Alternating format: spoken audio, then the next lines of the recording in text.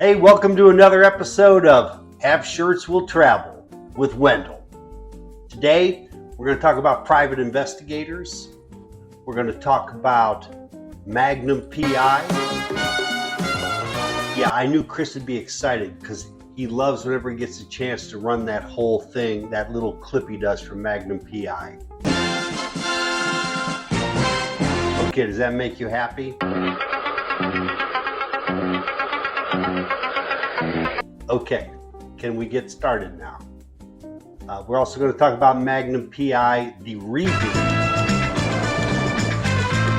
Yeah, I saw that. Okay, so we're going to talk about Magnum PI. Okay, and TV private eyes, movie private eyes. We're going to talk about cool drink that we're going to make. And of course, we're going to talk about Aloha shirts. So I grew up loving detective movies. When I was a kid, Channel 61 in Cleveland on Sunday mornings ran Basil Rathbone's Sherlock Holmes movies. They're about an hour and a half long. So every Sunday it was like hoping to get home from church in time because it starts at 10:30. And I would watch these things and I would read Arthur Conan Doyle. And later I discovered Dashiell Hammett and fell in love with the Continental Op and most importantly, Sam Spade. Then, of course, moved into the big leagues. One of my favorite books, The Long Goodbye by Raymond Chandler. I discovered Chandler, and Hammett is certainly like the guy that gives us this idea. He really sets the tone for everything that's to follow, but Chandler makes it his own. He gives us the coolest private investigator ever, Philip Marlowe. And the great thing about Chandler's books, and why I love reading them, is it's not just pulp noir fiction. Okay, it's really a commentary on life, especially in LA. Chandler lived and wrote in LA. His character is there, and really his character is a mouthpiece for Chandler. So there is a great literary leap that happens in Chandler's novels. He's really doing a great commentary on society, specifically LA in the 40s and 50s as he saw it. He's got amazing insight, and his descriptive ability, the phrases that he turns, he's just a master of the word. So again, and I recommend reading any of his books. Read all of his books, all right? But The Long Goodbye will always be my favorite. Anyways, so I'm in love with these detective things. And of course, growing up in the 60s and 70s, it was a golden era for private investigators on TV shows. And there were countless. Everybody had one. William Conrad played Cannon. 77 Sunset Strip, if you can ever find that, the coolest private eyes ever. I wanted to be like those guys. Great suits, great haircuts, cool cars, cool women. They lived right next to Dean Martin, or they worked right next to Dean Martin's bar at the time on Sunset Boulevard, which is a place they hung out. And so I just thought this is the coolest thing. So at an early age, I think when I was in 4th grade, my mom got me my first Hardy Boys book. So here were these young teenage detectives, and I read all of their books, and I thought, this is what I want to do. I want to be one of these guys. Back to watching the TV shows, maybe one of my most favorite, I consider maybe the last great classic private investigator was Mannix. Joe Mannix was this guy in LA, and usually wore, and it was the late 60s and the early 70s, but he always wore his plaid blazer with a tie, smoked, drank scotch, carried a little snub-nosed .38, and got hit over the head practically every episode. So I'm sure that character probably in later years had some sort of concussion issue. I'm not sure, but he was definitely a throwback to that last final era of classic private investigators. So the 70s are coming to an end, and this show happens. Tom Selleck, this incredibly handsome guy, is this private investigator who living this life of luxury in Oahu at this estate, Robin's Nest, by this owned by this mysterious guy who he never meets, and he takes on detective cases. Drives a cool Ferrari.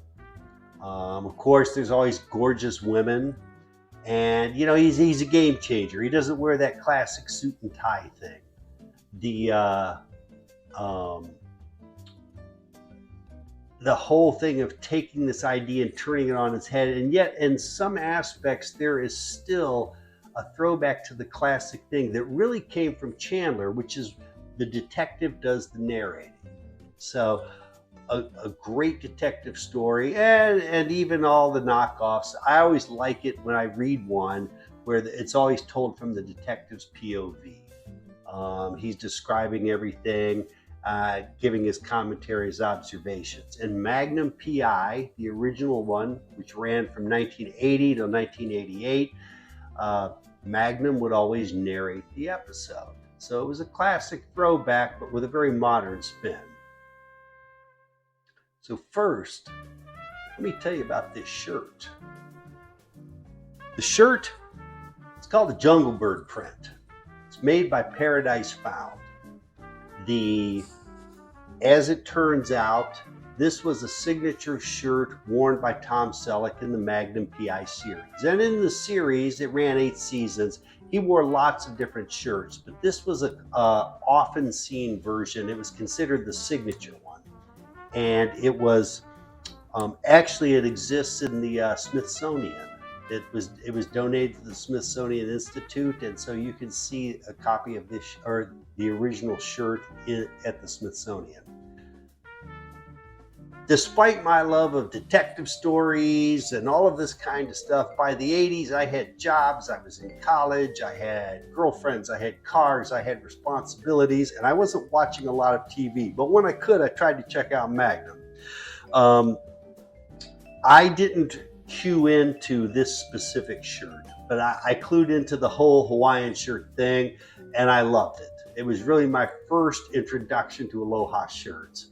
And again, I thought, yeah, when I could watch it, I loved it just to see like what kind of shirt is he going to wear today. And the idea that you could have a job where that's the shirt you wear every day, to me, like, does life get any better? On top of that, you can wear a Hawaiian shirt every day and you're a private investigator with a cool car. Again, what else do you want out of life? This definitely affected who I would become, what I would want to do when I grew up, though I haven't yet done that. But I actually ended up in LA at some point, and I did private investigation work. And I did not get to wear Aloha shirts. I had to wear suits and ties. So think of me more as like a Mannix, except, you know, I didn't get beat up a lot, and I didn't carry a gun. But so something from the past that I look back fondly on is like a couple of my brief private investigations that I did, and found out some interesting stuff and got some dirt on some people, testified at a bowling alley, or against a bowling alley or a pizza place that later mysteriously caught on fire and burned to the ground in North Hollywood. But so always love these private detective things. None of this has anything to do with my ownership of this shirt. What really happened, and if you watched earlier episodes, I always talk about the first shirt I ever had, the one that my parents got me when they were on vacation in the mid-'80s. It was a red Aloha shirt, I had it for many years, and I was lost. I can't tell you what happened, but I've moved around. I've lived in a lot of cities. I've had a lot of different jobs and careers, and somewhere that shirt came up missing, and I always missed it. So I was always on the lookout for a cool red Aloha shirt. Somewhere along the line, I found this shirt, did not make the Magnum PI connection, but bought it because in my world, this is a perfect shirt. It's red, it's got these jungle birds, got this floral pattern, and what else do you need? So I have the shirt, I'm proud of it, and it was an early shirt in my collection. Now, you know that part where you suddenly realize maybe your collection is getting bigger than you thought? It's in the back of the closet. Sometimes I would wear Aloha shirts. I didn't have jobs that allowed it, so Aloha shirts were something that I could only wear on casual time. And maybe 6 or 8 years later, I am at this cool store in San Diego, checking out Aloha shirts, and I see this cool red Aloha shirt with these jungle birds and this floral pattern. I say, I gotta have that. So I bought it, and I bring it home, and I dry cleaned it so it wasn't wrinkled. It was nice. I put it in a hanger on in the closet. As I'm going through and sort of admiring my slowly growing collection of shirts, I realize I already own this shirt. So that's how you know your collection is starting to get maybe a little out of hand. When you're buying things not realizing you already have it, you gotta start taking inventory, maybe assessing a little bit. So I ended up with 2 of these. Cut to a year or 2 later, I was doing some work on this TV show, and there was an episode where the hero was going to dress up as Magnum PI. It was I think in the plot, it was going to be a Halloween party or something. And the wardrobe designer, the costume designer, puts our hero in the show in this shirt. I said, oh my God, I have that. She said, that's the shirt the Magnum wore. I was like, I have 2 of those. So, shirts made by Paradise Found. This particular one is cotton. For a long time, I think back in the 80s when they were making the shirts and they were being used on Magnum PI, you could either get a cotton or a rayon version. I've looked at some episodes. I feel like Magnum wore the cotton ones, but by the time I got around to buying mine, rayon was not an option anymore. You could only get cotton. Now Paradise Found is actually, recently I saw, they have rayon versions also. So needless to say, I picked up a couple of those. It is a timeless pattern, and it is probably one of the biggest sellers for Paradise Found. I don't have their books, I don't know their numbers, but I'm willing to bet it's one of their biggest sellers. They've been selling it for decades. I got one for my wife. They now offer this print in a dress, so I got her one. Of course, the problem is when you get your wife something that matches something you have, then she always wants to wear it at the same time so that you match when you go out. And you don't really want to do that. But it's kind of cool. We one of the daughters got married in a backyard wedding. It was a very small group of people, so we got to wear our matching outfit for that. It made her very happy. So I'll have Chris run some pictures of this. He'll show you the close-up. But again, these things that I love, mask pocket, absolutely, it's a must. Okay, wooden buttons. Okay, Paradise Found is a great company. As you know, or you probably know, or you'll find out, Aloha shirts can get very pricey. Paradise Found, you can buy new shirts at really good prices, and the quality is there. Highly recommend them. So check out Paradise Found. Once again, I feel a need to point out, I am not paid. I get no endorsements for this. I'm only telling you this because I like it. It works for me. I would not recommend it I didn't love it myself. So if you're going to cultivate a solid Aloha Shirt collection, definitely something you want to start with, the Magnum PI Jungle Bird print. It's out there, it's available. Get one. Now, in honor of the Jungle Bird print, and because I was in the mood for some sort of a tiki drink, and you know, there's Mai Tais and there's pina coladas and there's all these other things, and sooner or later we'll get around to making a lot of these things, and tiki drinks are fantastic. But I just kind of went trolling around, checking out for different recipes and stuff, and I came across this recipe for a cocktail called the Jungle Bird. So I thought, okay, there we go. We're going to talk about the Jungle Bird print. We're going to talk about Magnum PI and private investigators. We're going to make a Jungle Bird cocktail. So, pretty simple ingredients, really. And if you're a fan of tiki drinks, this is the flavor profile that falls right in line with what you want from them. So, to get started, we are going to start by assembling our ingredients. Now, it's a rum drink, and rum is a very mysterious thing to me because rum comes in a variety of options, and there's clear rums, and there's dark rums, and there's spiced rums, and I'm not even sure that if I know the difference sometimes. But this particular recipe that I found calls for, it said a Jamaican rum. Well, no kidding, of course it's Jamaican rum, it's rum.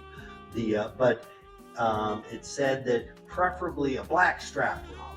So I had to look, okay, what is a blackstrap rum? Well, it's a rum that's made from, it's called blackstrap molasses, and it produces this really dark, thick syrup. So that's considered, in the recipe that I found, that was considered the ideal rum to start with. So I went out shopping, and I got this plantation rum, Original Dark from Jamaica. And yeah, we'll show the camera. Again, I'm not being paid to advertise for these guys, but you know, if they wanted to take care of me, I'd be good with that. So what we're going to do is we're going to assemble our gear.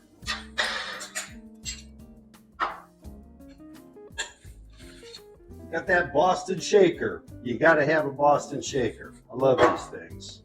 Okay. We're going to put some ice in the shaker, and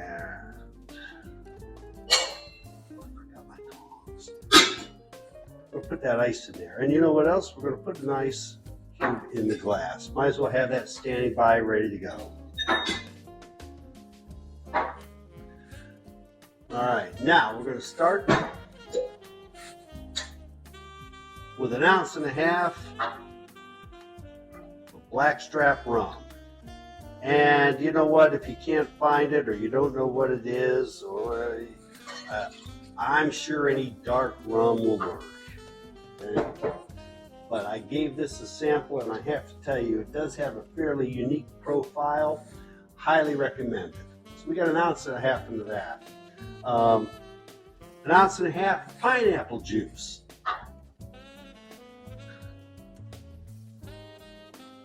So we're half and half on our pineapple and our rum. Let's see, we're going to need you.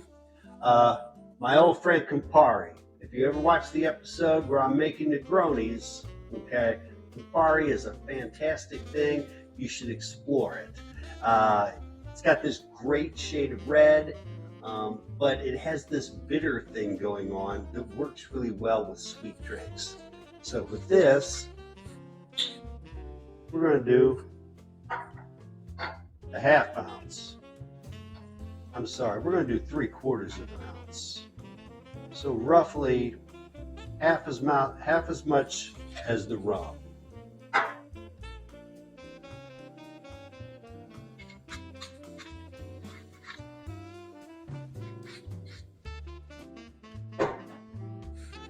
And now comes the lime juice.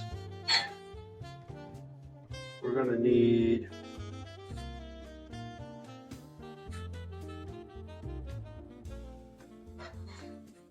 half an ounce of lime juice.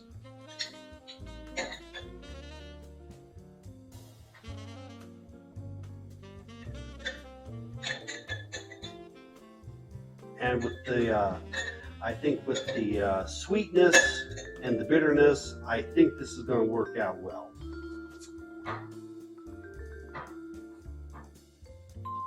So,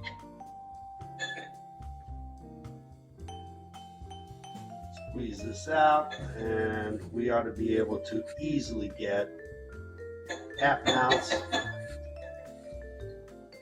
or more lime juice. I've made a few drinks recently that came out kind of tart, so I'm thinking maybe, if anything, we can back down. But we're gonna go with this half ounce of lime juice, fresh lime juice, of course. Throw that right in there. That. We've got that up. Most important, here's the secret. Now, you've seen me talk in the past, I like to use Demerara sugar cubes, okay? Well, this recipe called for Demerara syrup. Demerara syrup is basically, it's raw cane sugar that is mixed with water and boiled down into a syrup. So we're gonna do half an ounce of this Demerara syrup. I don't know how well you can see it, but it's really dark.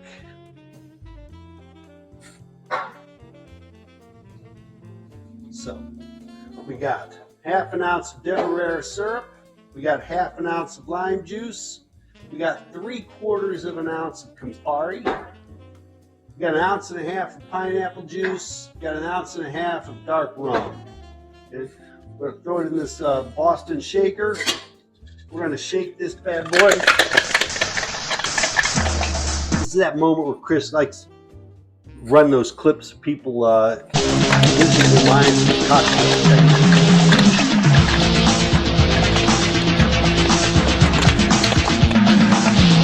All right. Looking good. We got a nice rocks glass. Got one of my famous clear ice cubes. I always say my ice cubes. You know, I got a kit to make these things, but we'll talk about that someday.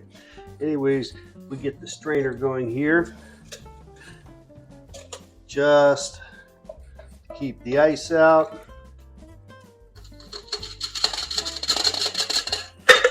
Has a nice color to it.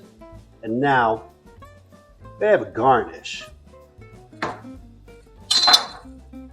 I was going to get a whole pineapple, cut it up for the camera. You know, I got this meat cleaver here, and it's awesome for chopping that up. But I was a little worried about having some kind of a pineapple slicing incident on camera. So anyways, I pre-sliced these so we don't get in trouble. And we're going to take that guy. We're going to take this wedge. This is the part Chris always hopes. I don't think he hopes, but I think he always wonders when I'm going to do this on camera. But no, we're not going to cut ourselves today. And the reason why I think this is a fantastic garnish, because a bird of cocktail a bird of paradise, which is a tropical bird, has this plume on its head. So this jungle bird, which is the name of the drink, I think it's appropriate that it has this sort of plume to it. So we're going to come up to the camera here, show you the jungle bird cocktail.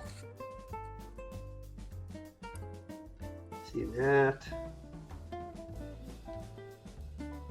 Again, the magic of that ice cube doesn't detract from the look. It's a great color. I wouldn't call that pink. Not sure, but I've made a lot of tiki drinks. I have yet to sort of dial in this rum thing, but I use different types of rum for different things.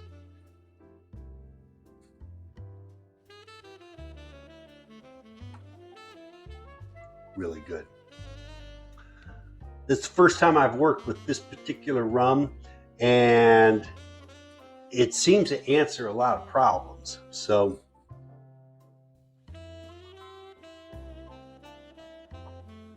yeah, this is a great sipping drink. Great tiki drink. You've got the rum, that Demerara syrup. I'm totally tasting the Campari, but it's lost that bitter edge. You get more flavor, less bitter. I think the Demerara syrup helps with that. Also found this, which maybe I'll try later. It's actually an overproof Demerara rum. So obviously they're working with some of the similar ingredients. And I had actually thought maybe I would try that instead. But then I thought, you know, let me stick with the original recipe. We can play with this down the road. This is a fantastic tiki drink. Doesn't matter what your climate is right now. This is one of those things. This is the kind of a drink, the pineapple juice with the rum, the syrup. Okay, this lets you enjoy the tropical paradise that's in your mind.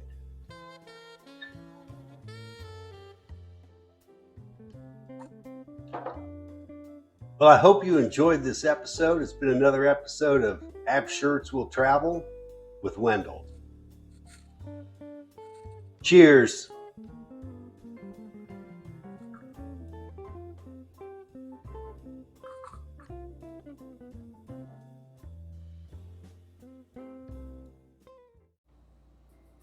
If you want more of my thoughts and insights on Aloha shirts, cocktails, gear, tools, or anything else I may think of, please like and subscribe. See you in the next episode of Have Shirts Will Travel.